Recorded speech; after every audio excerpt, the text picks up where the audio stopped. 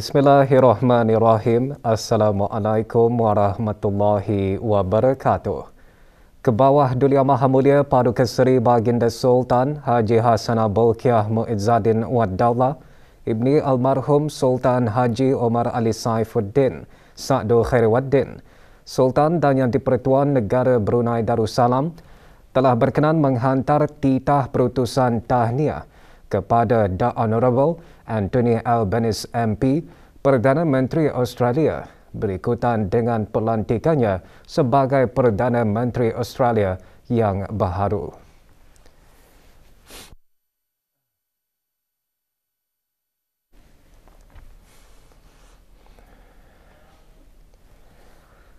...269 kes baharu jangkitan COVID-19 telah dilaporkan, menjadikan jumlah keseluruhan kes kepada 146,775.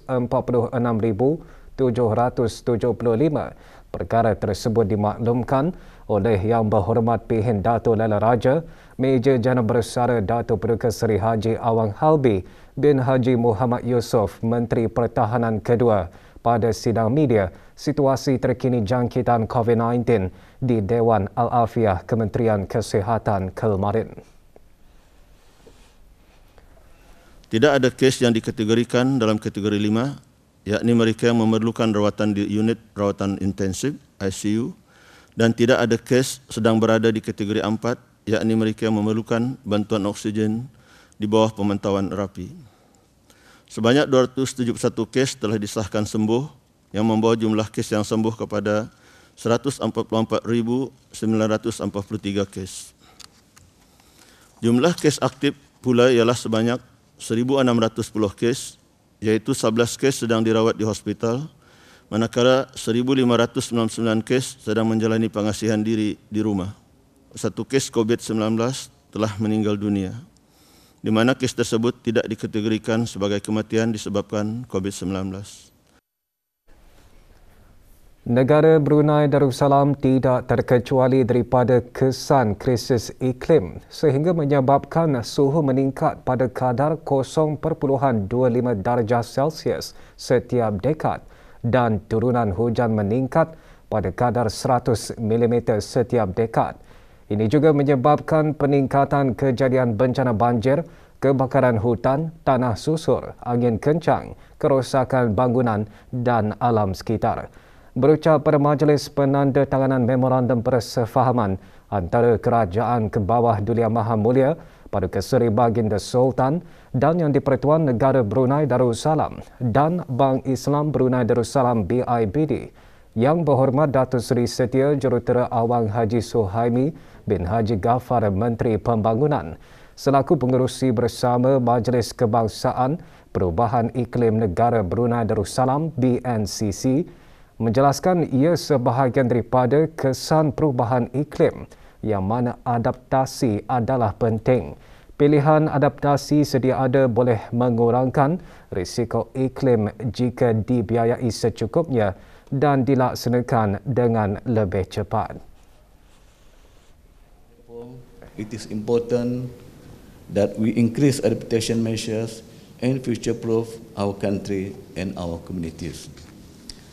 Although our country's contribution to the global greenhouse gas emission is low, which is 0.025% of total global greenhouse gas emissions annually, regardless of this relatively low output, our commitment stands strong as part of our national agenda to combat climate change, which was reaffirmed by our commitment at the Paris Agreement.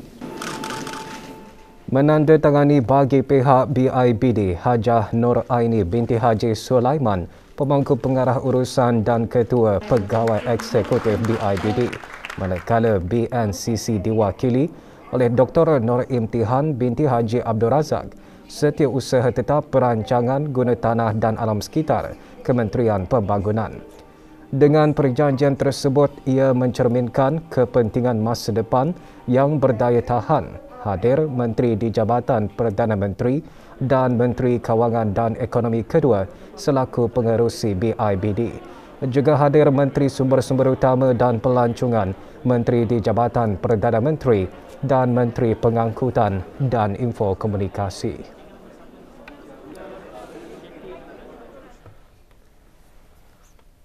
dalam menggerakkan usaha kolektif bagi melaksanakan matlamat pembangunan yang berdaya tahan. Kemajuan perlindungan kesihatan sejagat menjelang 2030 perlu dipercepatkan menurut Menteri di Jabatan Perdana Menteri dengan memanfaatkan hubungan dua hala dan pelbagai hala. Daya tahan dalam sistem penjagaan kesihatan boleh diperkukuh.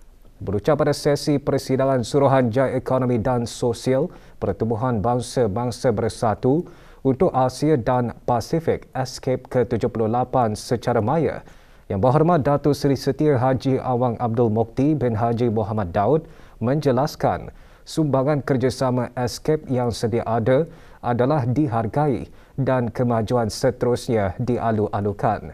Menteri di Jabatan Perdana Menteri juga menekankan kepentingan tindakan serantau yang responsif terhadap ancaman perubahan iklim, memandangkan kerjasama tersebut dilihat penting dalam mendukung komitmen negara Brunei Darussalam untuk mengurangkan pelepasan gas rumah hijau GHG sebanyak 20% menjelang 2030.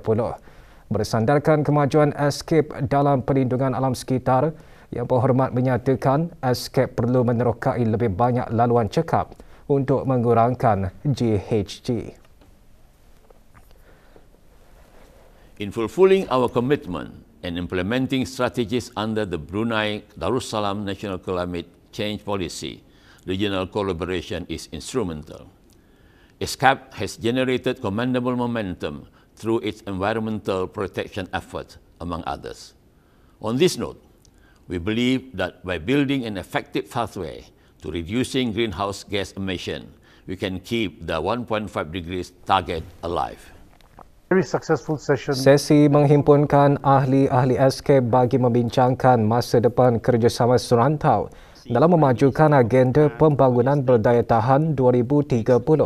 Sesi juga meluluskan deklarasi Bangkok sempena ulang tahun ASCAPE ke-75 bertajuk A Common Agenda to Advance Sustainable Development in Asia and the Pacific. Bangkok will be able to cast their votes simultaneously in two alternative locations.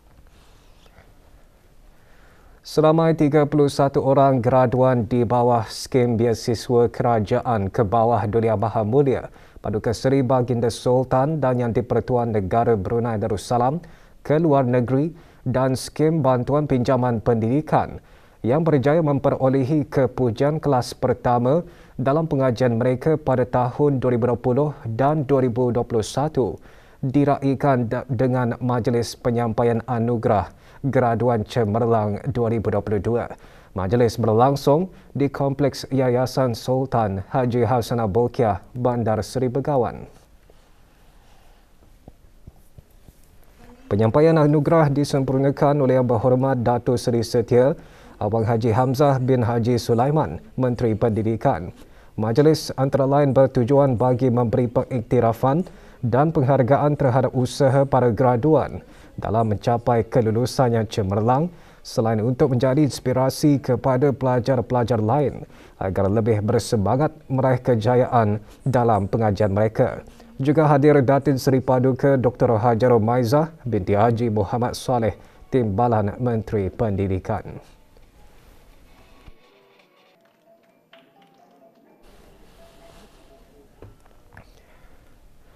Siri Kongres Antarabangsa Bahasa Sastra dan Budaya Melayu sempena Bulan Bahasa Anjuran Dewan Bahasa dan Pustaka melalui bahagian pembinaan dan pengembangan bahasa berlangsung secara maya melalui penstreaman platform Facebook Dewan Bahasa dan Pustaka Brunei.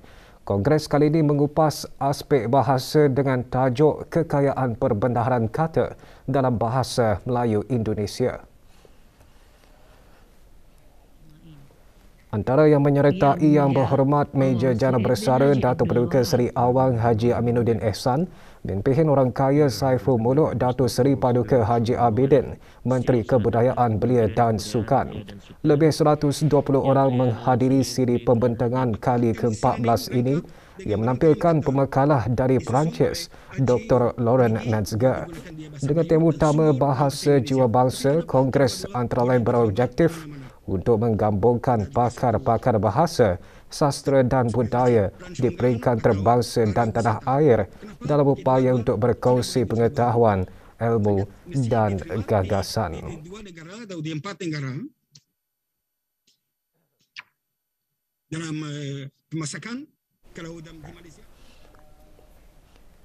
Para pelajar tahun akhir Industri Rekaan dan Kreatif Universiti Brunei Darussalam UBD menganjurkan Forum Spectrum 2022 Infinite, pameran tamat pengajian bertujuan memaparkan produk-produk kreatif dari seni kreatif, seni digital dan rekaan, penerbitan media dan juga rekaan fashion menggunakan kemahiran sepanjang program Industri Rekaan dan Kreatif. Pameran dilancarkan di UBD. Pelancarannya disempurnakan oleh Dr. Hazri bin Haji Kifli, Naib Chancellor UBD. Moto Spektrum tahun ini, Exploring the Unbounded Depth of Creativity, meliputi hasil pelbagai kreatif dan aktiviti yang para pelajar sertainya. Ia juga merupakan peluang untuk mempamerkan setiap hasil yang diperoleh sepanjang 4 tahun pengalaman di UBD, sekaligus membuka ruang bagi kebolehan pekerjaan untuk meluaskan peluang kerja mereka dalam industri kreatif selepas tamat pengajian. Pameran berlangsung di Dewan Chancellor sehingga 23 Jun 2022 dari pukul 9 pagi hingga 12 tengah hari dan 2 hingga 4 petang.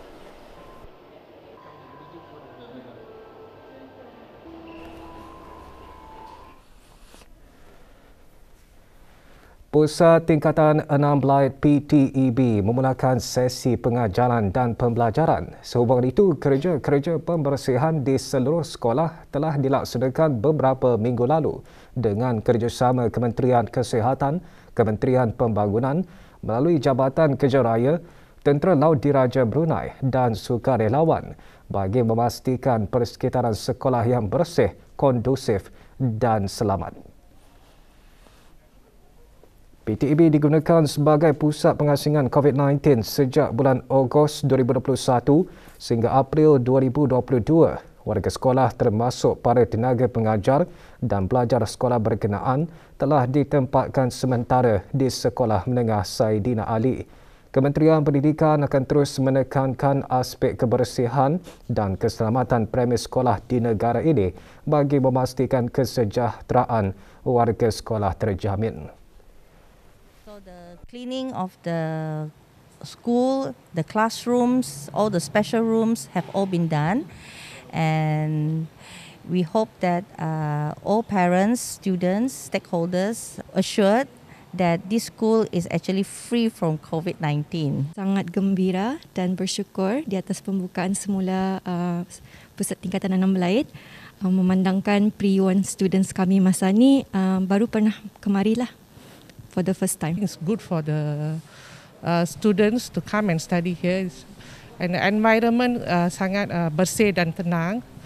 Jadi saya ingat agak baguslah kalau parents dapat hantar semua anak-anak mereka belajar di sini. Pertama sekali saya ingin mengucapkan terima kasih kepada pihak kerajaan. If it weren't for them, we wouldn't be standing right here now, able to enjoy the opening of Pusat Tingkatan 6 Belaid and its facility. Bengkel kesempurnaan sembahyang diadakan selama 3 hari bermula kemarin. Majlis pembukaan bengkel diadakan di Pusat Kegiatan Ugama Kampung Berbuluh. Diadakan sempena sambutan Isra' dan Mi'raj peringkat negara. Acara diungkayahkan oleh Bahagian Kemajuan Syiar Islam. Bengkel disertai oleh pegawai dan kaki tangan di bawah Kementerian Hal Ehwal Ugama dan pegawai dan kaki tangan di luar Kementerian Hal Ehwal Ugama, termasuk pasukan beruniform dan program pengupayaan asnaf zakat di bawah Majlis Ugama Islam Brunei. Bengkel antara lain menyentuh mengenai kesempurnaan wudu dan tayamum serta sembahyang dari segi teori dan praktikal dan menghalusi bacaan surah Al-Fatihah serta sembahyang dalam keadaan tertentu, khususnya pembentangan kafiat penyempurnaan jenazah. Bengkel pada hari kedua akan diadakan di Kampung Selapun, daerah Temburong hari ini dan hari Rabu di Kampung Lamunin, daerah Tutong.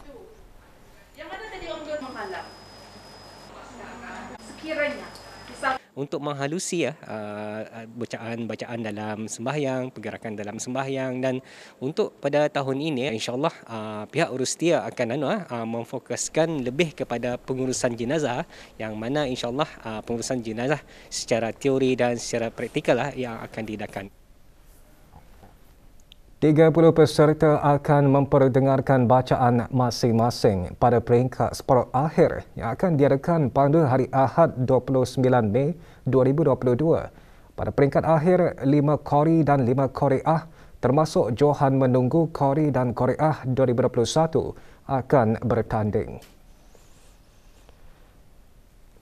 Para peserta diberikan bengkel intensif oleh tenaga-tenaga pengajar Al-Quran yang berpengalaman di bawah program kemahiran ilmu Al-Quran. Program tersebut merupakan salah satu inisiatif Jabatan Belia dan Sukan, Kementerian Kebudayaan Belia dan Sukan untuk mempersiapkan para belia khususnya Qori dan Qori'ah negara ke tahap yang lebih tinggi.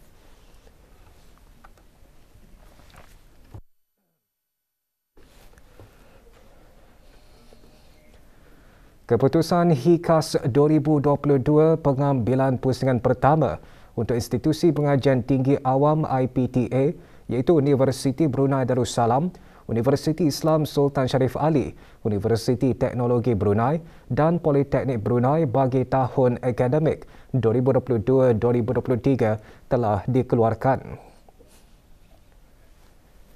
Pemohon-pemohon bolehlah mengakses ke dalam akaun HIKAS masing-masing untuk mengetahui status permohonan. Bagi pemohon yang tidak berjaya tetapi memenuhi syarat kemasukan yang ditetapkan oleh IPTA dan berhasrat untuk membuat rayuan, diberi tempoh 3 hari waktu bekerja untuk menghadapkan rayuan. Hari terakhir untuk menghadapkan surat rayuan dan dokumen ialah pada 28 Mei 2022 dengan menghadapkannya ke institusi-institusi yang berkenaan. Berita sukan. Tamasya Sukan Asia Tenggara SEA Games ke-31 di Hanoi, Vietnam melabuhkan tirainya malam tadi dengan upacara penutupan rasmi.